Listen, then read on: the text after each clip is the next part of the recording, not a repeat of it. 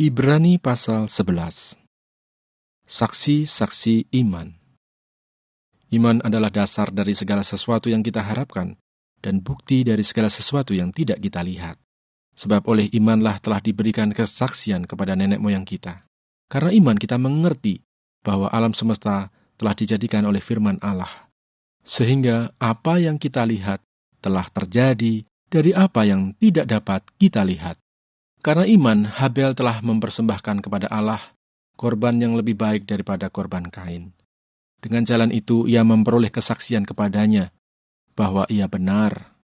Karena Allah berkenan akan persembahannya itu, dan karena iman ia masih berbicara sesudah ia mati. Karena iman, Henokh terangkat, supaya ia tidak mengalami kematian, dan ia tidak ditemukan, karena Allah telah mengangkatnya. Sebab sebelum ia terangkat, ia memperoleh kesaksian bahwa ia berkenan kepada Allah. Tetapi tanpa iman tidak mungkin orang berkenan kepada Allah. Sebab barang siapa berpaling kepada Allah, ia harus percaya bahwa Allah ada, dan bahwa Allah memberi upah kepada orang yang sungguh-sungguh mencari Dia. Karena iman, maka Nuh dengan petunjuk Allah tentang sesuatu yang belum kelihatan, dengan taat mempersiapkan bahtera untuk menyelamatkan keluarganya.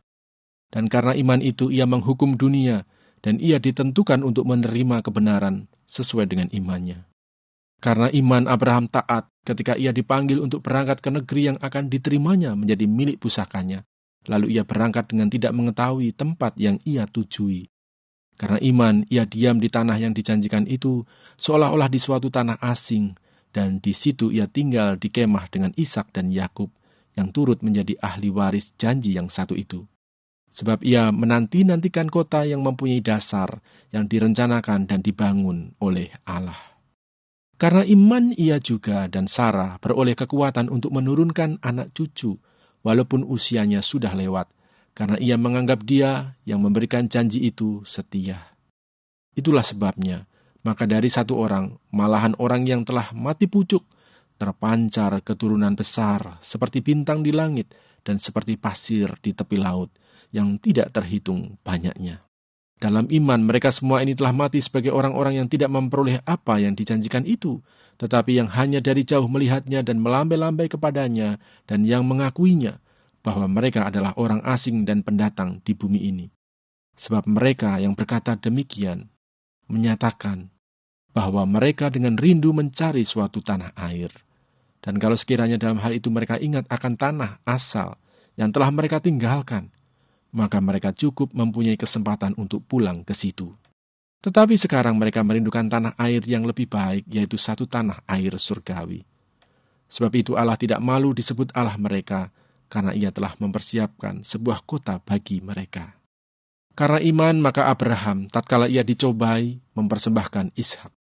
Ia yang telah menerima janji itu, rela mempersembahkan anaknya yang tunggal, walaupun kepadanya telah dikatakan, keturunan yang berasal dari Ishaklah yang akan disebut keturunanmu. Karena ia berpikir bahwa Allah berkuasa membangkitkan orang-orang sekalipun dari antara orang mati. Dan dari sana ia seakan-akan telah menerimanya kembali. Karena iman, maka Ishak sambil memandang jauh ke depan, memberikan berkatnya kepada Yakub dan Esau. Karena iman, maka Yakub, ketika hampir waktunya akan mati, memberkati kedua anak Yusuf, lalu menyembah sambil bersandar pada kepala tongkatnya. Karena iman, maka Yusuf menjelang matinya memberitakan tentang keluarnya orang-orang Israel dan memberi pesan tentang tulang belulangnya. Karena iman, maka Musa setelah ia lahir disembunyikan selama 3 bulan oleh orang tuanya, karena mereka melihat bahwa anak itu elok rupanya, dan mereka tidak takut akan perintah raja. Karena iman, maka Musa setelah dewasa menolak disebut anak putri Fir'aun, karena ia lebih suka menderita sengsara dengan umat Allah, daripada untuk sementara menikmati kesenangan dari dosa. Ia menganggap penghinaan karena Kristus sebagai kekayaan yang lebih besar daripada semua harta Mesir, sebab pandangannya ia arahkan kepada upah. Karena iman, maka ia telah meninggalkan Mesir dengan tidak takut akan murka raja. Ia bertahan sama seperti ia melihat apa yang tidak kelihatan. Karena iman, maka ia mengadakan Paskah dan pemercikan darah, supaya pembinasa anak-anak sulung jangan menyentuh mereka.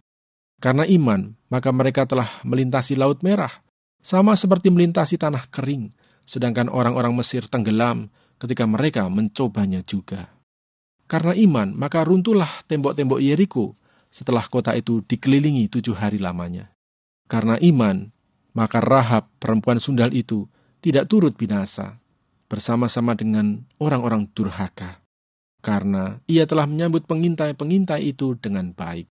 Dan apakah lagi yang harus aku sebut? Sebab aku akan kekurangan waktu apabila aku hendak menceritakan tentang Gideon, Barak, Simson, Yefta, Daud dan Samuel dan para nabi, yang karena iman telah menaklukkan kerajaan-kerajaan, mengamalkan kebenaran, memperoleh apa yang dijanjikan, menutup mulut singa-singa, memadamkan api yang dahsyat. Mereka telah luput dari mata pedang, telah beroleh kekuatan dalam kelemahan, telah menjadi kuat dalam peperangan, dan telah memukul mundur pasukan-pasukan tentara asing. Ibu-ibu telah menerima kembali orang-orangnya yang telah mati sebab dibangkitkan. Tetapi orang-orang lain membiarkan dirinya disiksa dan tidak mau menerima pembebasan supaya mereka beroleh kebangkitan yang lebih baik. Ada pula yang diejek dan didera, bahkan yang dibelenggu dan dipenjarakan. Mereka dilempari, digergaji, dibunuh dengan pedang.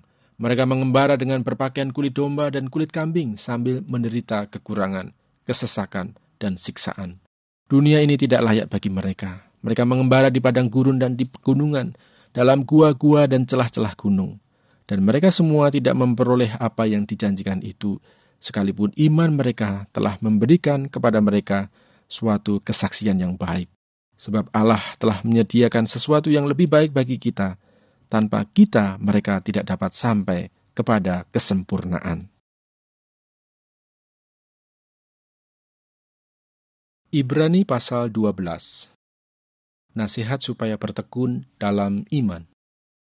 Karena kita mempunyai banyak saksi, bagaikan awan yang mengelilingi kita, marilah kita menanggalkan semua beban dan dosa yang begitu merintangi kita, dan berlomba dengan tekun dalam perlombaan yang diwajibkan bagi kita. Marilah kita melakukannya dengan mata yang tertuju kepada Yesus yang memimpin kita dalam iman, dan yang membawa iman kita itu kepada kesempurnaan. Yang dengan mengabaikan kehinaan, tekun memikul salib, ganti sukacita yang disediakan bagi Dia, yang sekarang duduk di sebelah kanan tahta Allah. Ingatlah selalu akan Dia, yang tekun menanggung bantahan yang sehebat itu terhadap dirinya dari pihak orang-orang berdosa, supaya jangan kamu menjadi lemah dan putus asa. Dalam pergumulan kamu melawan dosa kamu belum sampai mencucurkan darah, dan sudah lupakah kamu akan nasihat yang berbicara kepada kamu seperti kepada anak-anak? Hai anakku, janganlah anggap enteng didikan Tuhan, dan janganlah putus asa apabila engkau diperingatkannya. Karena Tuhan menghajar orang yang dikasihinya, dan Ia menyesah orang yang diakuinya sebagai anak. Jika kamu harus menanggung ganjaran, Allah memperlakukan kamu seperti anak. Di manakah terdapat anak yang tidak dihajar oleh ayahnya? Tetapi jikalau kamu bebas dari ganjaran yang harus diderita setiap orang, maka kamu bukanlah anak, tetapi anak-anak gampang. Selanjutnya, dari ayah kita yang sebenarnya kita beroleh ganjaran, dan mereka kita hormati. Kalau demikian, bukankah kita harus lebih taat kepada Bapa segala roh, supaya kita boleh hidup? Sebab mereka mendidik kita dalam waktu yang pendek sesuai dengan apa yang mereka anggap baik. Tetapi Dia menghajar kita untuk kebaikan kita, supaya kita beroleh bagian dalam kekudusannya. Memang tiap-tiap ganjaran pada waktu ia diberikan tidak mendatangkan sukacita, tetapi dukacita. Tetapi kemudian ia menghasilkan buah kebenaran yang memberikan damai kepada mereka yang dilatih olehnya. Sebab itu kuatkanlah tangan yang lemah dan lutut yang goyah, dan luruskanlah jalan bagi kakimu, sehingga yang pincang jangan terpelecok, tetapi menjadi sembuh. Berusahalah hidup damai dengan semua orang dan kejarlah kekudusan, sebab tanpa kekudusan tidak seorang pun akan melihat Tuhan. Jagalah supaya jangan ada seorang pun menjauhkan diri dari kasih karunia Allah, agar jangan tumbuh akar yang pahit yang menimbulkan kerusuhan dan yang mencemarkan banyak orang. Janganlah ada orang yang menjadi cabul atau yang mempunyai nafsu yang rendah seperti Esau, yang menjual hak kesulungannya untuk sepiring makanan. Sebab kamu tahu bahwa kemudian ketika ia hendak menerima berkat itu, ia ditolak, sebab ia tidak beroleh kesempatan untuk memperbaiki kesalahannya, sekalipun ia mencarinya dengan mencucurkan air mata. Tanggung jawab yang berat. Sebab kamu tidak datang kepada gunung yang dapat disentuh dan api yang menyala-nyala, kepada kekelaman, kegelapan, dan angin badai, kepada bunyi sangkakala dan bunyi suara yang membuat mereka yang mendengarnya memohon, supaya jangan lagi berbicara kepada mereka, sebab mereka tidak tahan mendengar perintah ini. Bahkan jika binatang pun yang menyentuh gunung, ia harus dilempari dengan batu. Dan sangat mengerikan pemandangan itu, sehingga Musa berkata, "Aku sangat ketakutan dan sangat gemetar. Tetapi kamu sudah datang ke Bukit Sion, ke kota Allah yang hidup, Yerusalem surgawi, dan kepada beribu-ribu malaikat, suatu kumpulan yang meriah, dan kepada jemaat anak-anak sulung yang namanya terdaftar di surga, dan kepada Allah yang menghakimi semua orang, dan kepada roh-roh orang-orang benar yang telah menjadi sempurna, dan kepada Yesus, pengantara perjanjian baru, dan kepada darah pemercikan yang berbicara lebih kuat daripada darah Habel.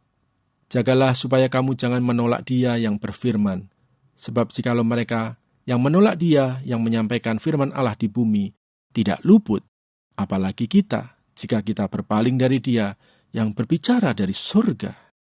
Waktu itu suaranya menggoncangkan bumi, tetapi sekarang Ia memberikan janji, "Satu kali lagi Aku akan menggoncangkan bukan hanya bumi saja, melainkan langit juga."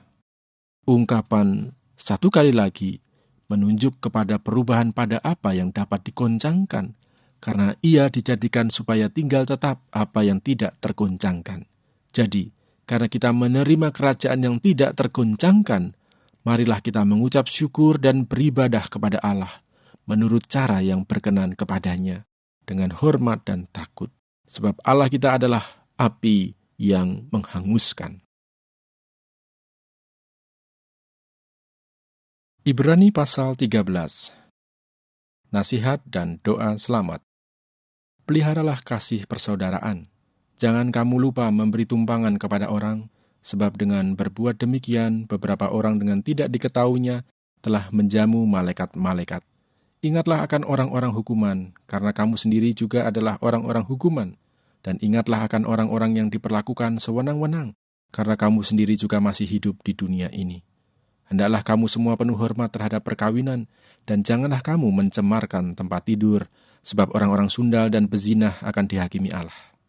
Janganlah kamu menjadi hamba uang, dan cukupkanlah dirimu dengan apa yang ada padamu. Karena Allah telah berfirman, "Aku sekali-kali tidak akan membiarkan engkau, dan aku sekali-kali tidak akan meninggalkan engkau." Sebab itu dengan yakin kita dapat berkata, "Tuhan adalah penolongku, aku tidak akan takut. Apakah yang dapat dilakukan manusia terhadap aku?" Ingatlah akan pemimpin-pemimpin kamu yang telah menyampaikan firman Allah kepadamu. Perhatikanlah akhir hidup mereka dan contohlah iman mereka. Yesus Kristus tetap sama, baik kemarin maupun hari ini dan sampai selama-lamanya. Janganlah kamu disesatkan oleh berbagai-bagai ajaran asing, sebab yang baik ialah bahwa hati kamu diperkuat dengan kasih karunia, dan bukan dengan berbagai makanan yang tidak memberi faedah kepada mereka yang menuruti aturan-aturan makanan macam itu. Kita mempunyai suatu mezbah dan orang-orang yang melayani kemah tidak boleh makan dari apa yang di dalamnya. Karena tubuh binatang-binatang yang darahnya dibawa masuk ke tempat kudus oleh imam besar sebagai korban penghapus dosa, dibakar di luar perkemahan. Itu jugalah sebabnya Yesus telah menderita di luar pintu gerbang untuk menguduskan umatnya dengan darahnya sendiri. Karena itu marilah kita pergi kepadanya di luar perkemahan dan menanggung kehinaannya. Sebab di sini kita tidak mempunyai tempat tinggal yang tetap. Kita mencari kota yang akan datang. Sebab itu marilah kita oleh Dia senantiasa mempersembahkan korban syukur kepada Allah, yaitu ucapan bibir yang memuliakan namanya. Dan janganlah kamu lupa berbuat baik dan memberi bantuan, sebab korban-korban yang demikianlah yang berkenan kepada Allah. Taatilah pemimpin-pemimpinmu, dan tunduklah kepada mereka, sebab mereka berjaga-jaga atas jiwamu, sebagai orang-orang yang harus bertanggung jawab atasnya. Dengan jalan itu, mereka akan melakukannya dengan gembira, bukan dengan keluh kesah, sebab hal itu tidak akan membawa keuntungan bagimu. Berdoalah terus untuk kami, sebab kami yakin bahwa hati nurani kami adalah baik, karena di dalam segala hal kami menginginkan suatu hidup yang baik. Dan secara khusus aku menasihatkan kamu, agar kamu melakukannya, supaya aku lebih lekas dikembalikan kepada kamu.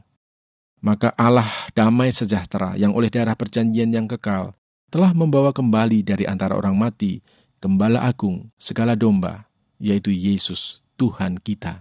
Kiranya memperlengkapi kamu dengan segala yang baik untuk melakukan kehendak-Nya dan mengerjakan di dalam kita apa yang berkenan kepadanya oleh Yesus Kristus.